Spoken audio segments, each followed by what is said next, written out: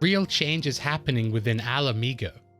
Ever since the Sultana let Roegadyn stay in Ala Mhigo, the people have realized they were in good hands.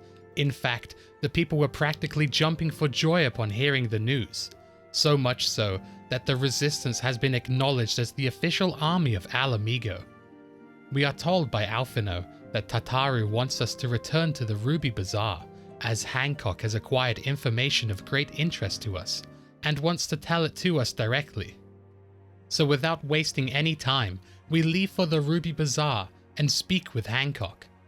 We notice that Soroban and Yugiri are here too. The information he has to disclose to us is that a Garlean vessel arrived to Kugane recently, which wasn't meant to be the case for many months to come. He heard rumors that they were looking for their viceroy, Yotsuyu. Which wouldn't be enough to raise alarms, as they could just be chasing after someone who resembled her. But the plot thickens. She is rumored to be in the company of a grizzled Roegadyn Samurai, who can only be assumed to be Gosetsu. At this point we have to believe that these rumors are true if we want our dear friend to be alive. Hancock has employed one of the most expensive Garlean informants on the market, so he will divulge any and all information he receives about their whereabouts. The informant he has hired is none other than the Namazu Gyodo, who tried to hand us over to the Garleans not so long ago, but now he is our friend. He tells us that the Garleans are looking high and low for Yotsuyu. A curious rumor has recently appeared that a Roegadyn Samurai arrived to the shore with a beauteous woman alongside him. He sold his katana to a pawnbroker. It was no ordinary katana either. It had surpassing craftsmanship. We go to the pawnbroker and find that it is actually Gosetsu's blade. We decide there and then to buy it back for him. The pawnbroker tells us that he went to Umineko tea house. Upon arriving there, she tells us that she overheard him say that they're going to try and cross the Ruby Sea. He seeks to return to Doma. We use Soroban's boat one more time to take it to the Ruby Price, so we can ask the nearby sentries if they have seen him. Before we can even ask the sentries anything, we spot a cloud of smoke. Apparently the Garleans have begun attacking the Confederacy directly. Why would the Garleans attack the Confederacy? They no longer own Doma, and they don't need to do any of this. Unless they spotted Yotsuyu on that island. That would give them reason to attack. We decide to jump from the Ruby Price and swim to Sakazuki. The Confederacy is battling against the Imperials here. Gosetsu is guarding Tsuyu, protecting her from the Garleans, but his wounds ail him. He is no longer able to continue fighting, let alone stand on his feet. Luckily, we arrive just in time to fend off the Imperials. We cannot believe it. Gosetsu is truly alive. It's almost hard to believe that they survived what happened at Doma Castle. I mean, a roof literally collapsed onto both of them. But as the roof collapsed, so did the floor. Eventually they fell into the river below, which is where they would have surely drowned, if not for a wooden door, which happened to float beside them. They used that as a raft and arrived on a desert island. Yotsuyu survived Heian's blade because her kimono was woven with Garlean fabric, making it dense and harder to penetrate.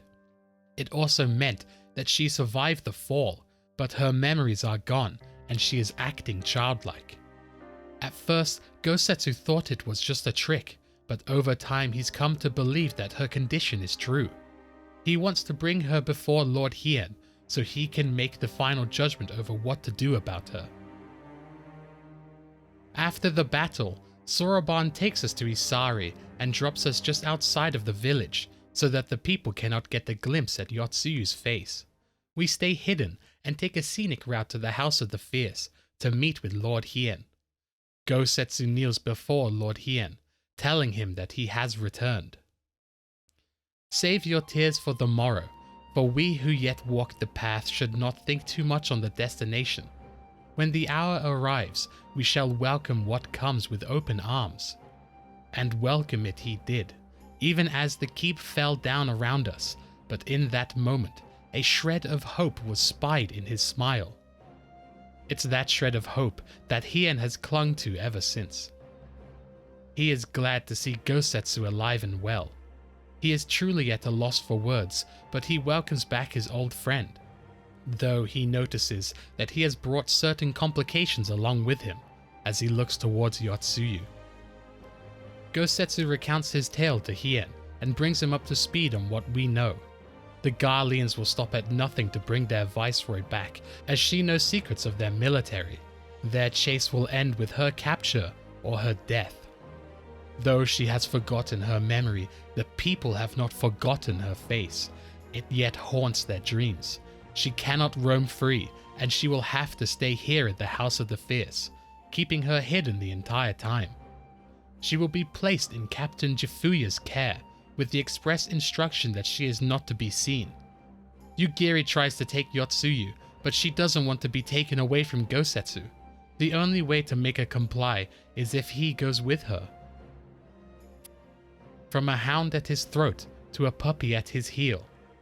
If she is truly acting, then it is a remarkable performance, one that even Lord Hien believes. Though they were told to bring Yotsuyu to Jifuya, he is nowhere to be found, even though he was here just this morning. We ask around to see if anyone has seen where he went. All they know is that he was looking ill, stating that his past has finally caught up to him. Eventually we find Jifuya in the Valley of the Fallen Rainbow. He is cowering in fear for some reason. What could have caused this? Gosetsu and Yugiri aren't too far behind us and find us with the corner Jifuya. He must have had his reasons for leaving so abruptly. Will he not tell us? Eventually he gives in. He was Yotsuyu's master, when she was yet a courtesan. She worked in his establishment. Her father was a regular, and one day he offered to sell her to him. She may be no maiden, but she has some use left in her. Those were the words he said to him, and even sold her for way less than she was worth. When he first set his eyes on her, he was struck by her beauty, and yet behind those eyes there was an emptiness. It was as if she had given up on life. She was more like a doll than a woman. This job was not for her, but he knew that men would flock to drown themselves in that cold, bottomless gaze. The rest of her story we know. She eventually became an imperial informant, and for her loyal service she became the acting viceroy. It was said that the atrocities she committed were driven by vengeance. If this is true, then he bears a part to blame for creating the monster she was. He decided it was only fair to join the Liberation Front after what he did. But truly, he was just a coward who feared her wrath, even now. Considering his circumstance, we decided it would not be fair to allow Yotsuyu to be in his care whilst he's acting like this, and want to recommend that he is assigned to a new post. He is thankful for our consideration, and we rejoined back with the others at the House of the Fierce together. Whilst we were out searching for Jifuya, the shinobi have spotted an Imperial airship on Doman's soil. The Imperials are on the move, and Hien will not allow himself to be on the back foot any longer. The vessel is bound for Castrum Fluminis. Hien wishes to go there to inspect the situation for himself. In Castrum Fluminis, we spot a flying Magitech airship, just as the shinobi said, but there is a smoke signal coming from it. Yugiri ascertains that this smoke signal is from the Doma of Eld. It was a signal that would announce that they come as an emissary of peace. Hien will not blast them out of the sky, as they are following one of Doma's oldest traditions. Instead, he wants to speak openly to this person, whoever they may be. To reply to their signal, Yugiri arranges our own signal and fires it into the sky, announcing that they are allowed to land on Doman's soil. We await them at the shore of a lake. A Magitech vehicle slowly flies towards us. It lands, and 3 Imperial men step out of it. The Garlean emissary is named Asahi, Sas Brutus. He is the heir of the Nairi clan, and the stepbrother of Yotsuyu. Though it is true that he has bonds of kinship with his sister, he has not come to sow seeds of strife but to end them. He is a part of the Populares, a group which represents the interests of the common man. They have labored long and hard to reform the Empire's policy, and now their master acknowledges their need for change. His Radiance, Varus Zos Galvus, has given him authority to speak with his voice, to negotiate peace with Doma. Well, there will be much to discuss. Let's move this to Hien's hall, the Kien Khan. We are told to be present during the meeting, as our presence will signify to the Empire that Eorzea and Doma stand united. In this game of nations, such gestures as this can carry weight. A meeting between the Imperial emissaries and the Doman leader begins in the Kien Khan, to negotiate peace between Doma and Garlemald. Though the Emperor has yet to see Doma as a sovereign state, he is willing to treat Doma as a friend. Since the days of Emperor Solus, the Empire has aggressively expanded its territory. Whilst we don't agree with his policy of expansion, he aimed at one lifelong goal: to rid the world of icons. Icons are a blight upon this star. They cannot be allowed to exist. Emperor Varus wishes to explore the possibility of an alliance to combat this common threat. As long as Doma renounces summoning and pledges to police the Kojin's practice of it, the Emperor will extend his hand of friendship. Doma is also against summoning. When a threat occurs, they will address it. The red-shelled Kojin only resorted to summoning when under provocation. Back when the Ruby Sea was at peace and their sacred relics safe, they did not look towards their kami for protection. Even now, there are certain parties who would commit military forays. Unless those are stopped, then we can never be rid of icons. Even though the Empire wants to eliminate icons, they do make them. It is quite the irony.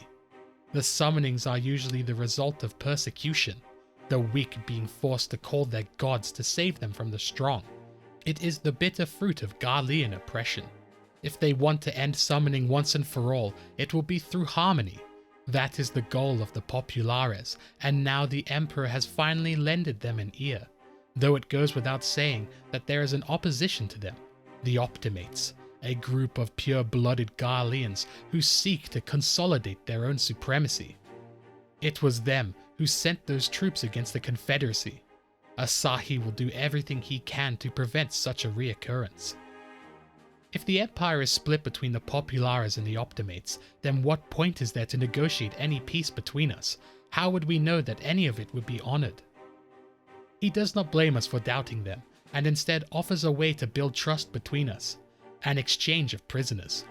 They will return the Doman conscripts in the Garlean army in exchange for their own prisoners of war, including their viceroy Yotsuyu. The Optimates failed to retrieve Yotsuyu by force. Therefore, if he were to succeed peacefully, it would improve their party's strength. Hien believes that his proposal has merit, but he would like to think on it.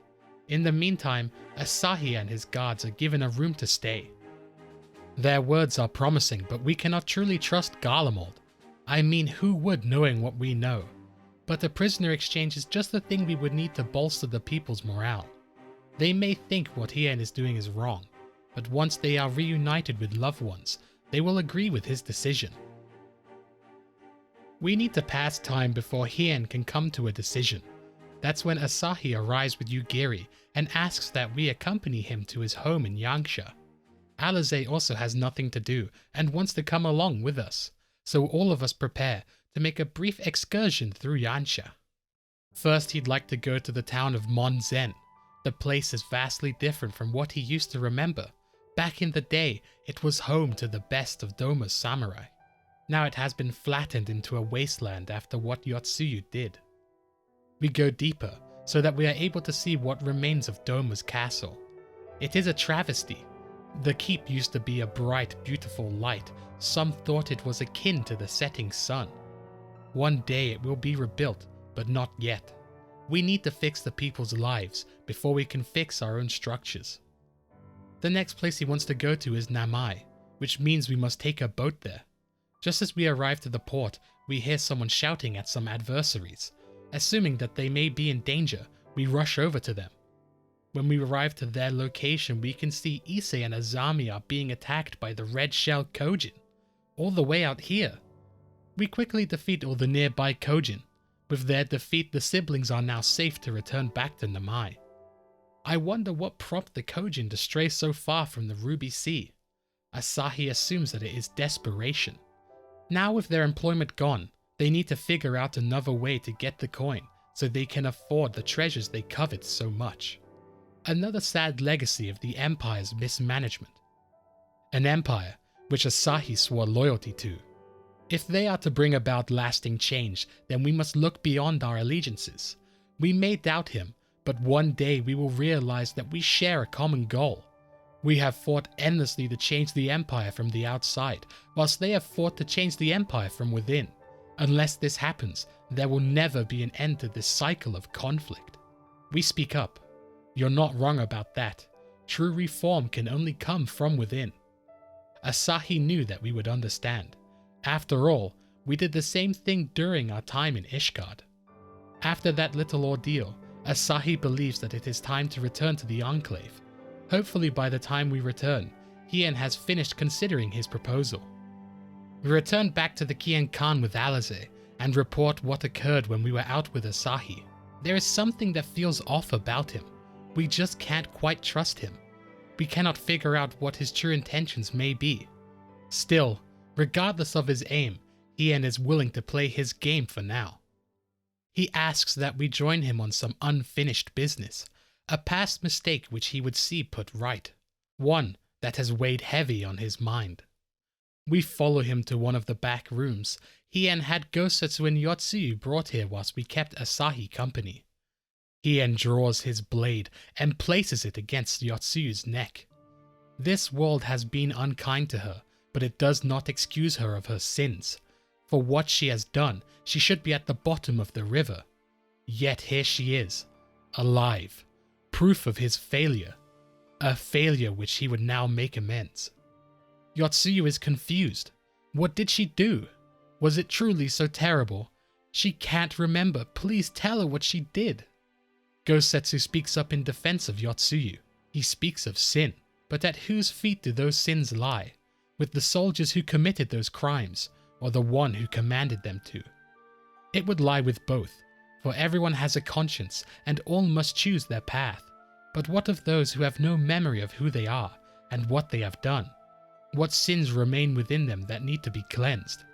He doesn't ask for him to show mercy, but he asks why have the heaven denied him of his rest? Why was Yotsuyu spared from death and all the bitter memories of her life? He believes that it is the will of the kami. Then it is not Hien's life to take, but Gosetsu's life to safeguard. If her memories have not returned by the day of the prisoner exchange, then she can stay in Doma and live out the rest of her days as Tsuyu. But if they do, then the Garleans will have their viceroy. Now then, with Hien's unfinished business concluded, he assembles a second meeting with Asahi. Doma is willing to cooperate in combating the Icon threat, and also the exchange of prisoners, assuming he accepts their conditions. His sister is in their care, however due to some complications, he is hesitant to release her into his custody. She was inside Doma Castle as it collapsed. Even though she survived, she remembers nothing of her past life, not even her name. She is currently under Hien's care, not as a prisoner but as a vulnerable citizen of Doma. It is not that Hien refuses to return her to them. If she can regain her memories before the appointed hour, they are free to have her. But if she doesn't, she will be accommodated by Doma and live out the rest of her days here. It's not like she'll be of much use to them anyway. She spends most of her days daydreaming of Dango. In light of their recent misstep in Sakazuki, he will allow this one condition. But they are still siblings, and he'd like to speak to his sister in private before he leaves. The meeting is adjourned as we wait for him to return after reuniting with his sister. He has waited for this reunion for many years, but there was no joy in it. He hoped that her condition was not as bad as he was told. She does not recognize him, and therefore will leave her in Hien's care. Once Asahi has obtained the relevant permissions, he will arrange for the people of Doma to be sent to Yanxia. Hien wants to treat Asahi to a proper farewell. We return to where the Magitech ship was, right above Castrum Fluminis. Everyone says their farewells, but Asahi cannot leave without first giving thanks to the Warrior of Light for personally accompanying him throughout Yanxia. We move slightly to a secluded area, so our conversation can stay private. Just as Asahi notices that nobody is paying him any attention, his face contorts into one of anger and pure hatred. He glares towards us, calling us the savior of the savages, stating that there will be a reckoning. As we look towards his face, he triggers our echo and grants us a vision.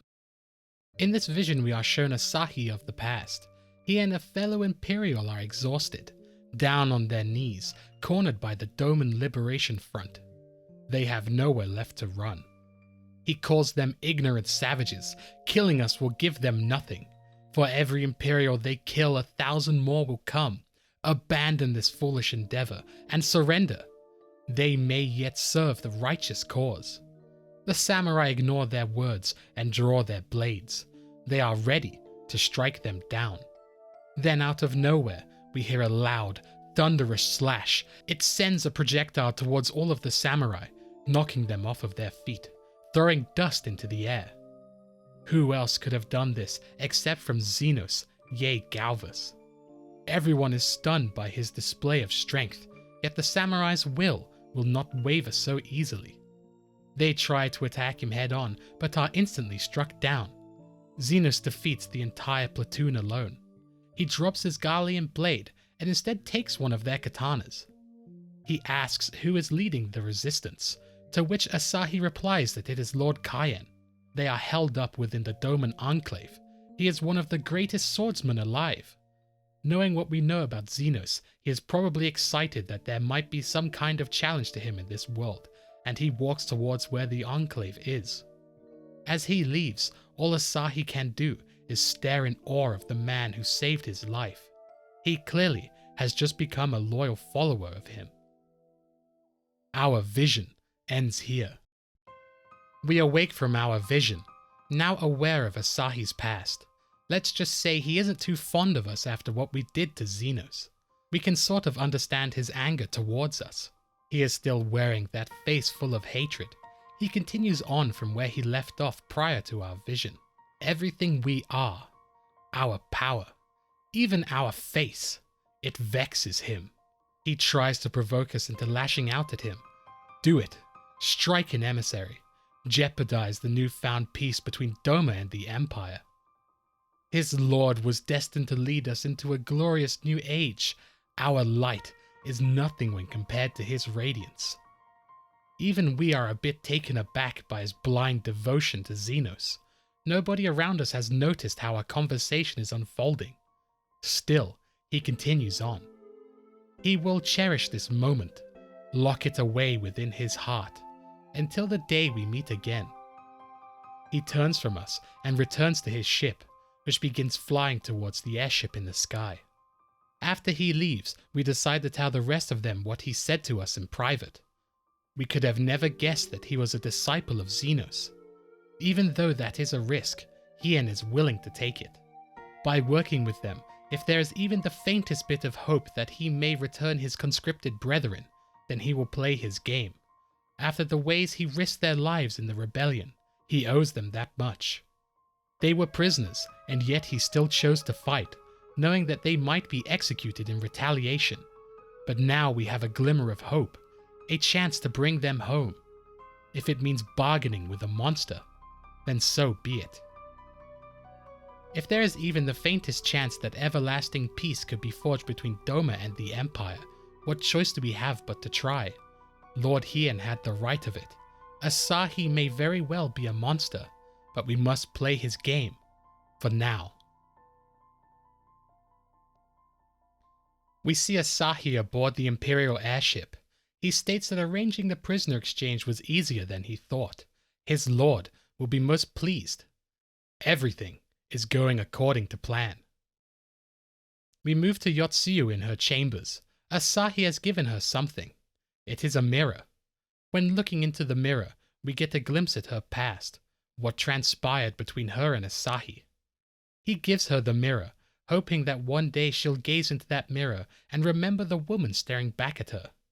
Though Yotsuyu sees herself in the mirror, she is still not able to remember who she was.